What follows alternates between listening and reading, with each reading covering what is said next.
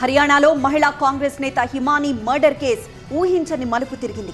పార్టీలో ఆమె ఎదుగుదలని చూసి కాంగ్రెస్ నేతలే హత్య చేయించారని కుటుంబ సభ్యులు ఆరోపించారు. ఈ మర్డర్ పై ఉన్నత స్థాయి దర్యాప్తుకు కాంగ్రెస్ డిమాండ్ చేసింది. హర్యానాలో సంచలనం సృష్టించిన మహిళా కాంగ్రెస్ నేత హిమానీ నర్వాల్ హత్య కేసులో ట్విస్టుల మీద ట్విస్టులు వెలుగులోకి వస్తున్నాయి. అయితే హిమానీ హత్య వెనుక కాంగ్రెస్ నేతల ప్రమేయం ఉండవచ్చని ఆమె కుటుంబ సభ్యులు ఆరోపిస్తున్నారు.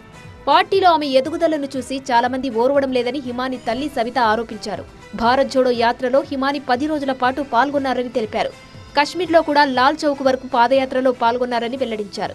హిమానీ హత్యపై మాజీ సీఎం భూపేందర్ సింగ్ హుడా, ఎంపీ దీపేందర్ సింగ్ తమతో ఫోన్లో ఇప్పటి వరకు మాట్లాడలేదని ఆరోపించారు సవిత. కార్యకర్తలను కూడా ఎంతో బాగా చూసుకున్న తన కూతుర్ని ఇలా హత్య చేయడం దారుణమన్నారు. हमारे पे किसी पे शक नहीं है. हम ये है जो कांग्रेस पार्टी से जुड़े हुए मतलब कोई हो सकता है, ठीक है, कोई भी, क्योंकि मतलब बहुत की नज़रों में खटक रही थी उसकी, मतलब वो अब ये जो 2 इलेक्शन हुए इनसे पहले मतलब इतना नहीं था, उसके बाद और ज़्यादा खटक गया.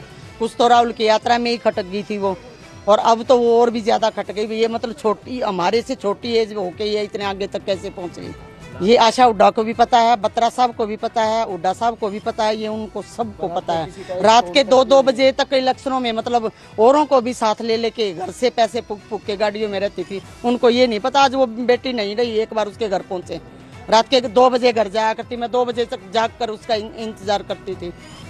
सबको घर भेज के, सबको खाना वाना खिला के, जो लेडीज उसके साथ रहती उनके घर के बच्चों का भी पैक करवा के दे के होटलों पर से जब वो घर जाती थी. उनको ये नहीं पता अब कि भाई वो नहीं रही, एक बार उसके घर पहुंचे. आशा हुड्डा को कॉल लगाया था, मैंने फोन नहीं उठाया. రోహతక్ జిల్లా సప్లా బస్టాండ్ దగ్గర హిమానీ మృతదేహం రోడ్డు పక్కన ఓ సూట్ కేసులో లభించింది. గుర్తు తెలియని దుండగులు ఆమె గొంతు నులిమి చంపేశారు. డెడ్ బాడీని సూట్ కేసులో కుక్కి శివారు ప్రాంతంలో రోడ్డు పక్కన పడేశారు. ఈ హత్యపై కాంగ్రెస్ హైకమాండ్ స్పందించింది. హిమానీ నర్వాల్ హత్యపై ఉన్నత స్థాయి విచారణ జరిపించాలని డిమాండ్ చేసింది. నిందితులు ఎంతటి వారైనా కఠినంగా శిక్షించాలని పేర్కొన్నారు.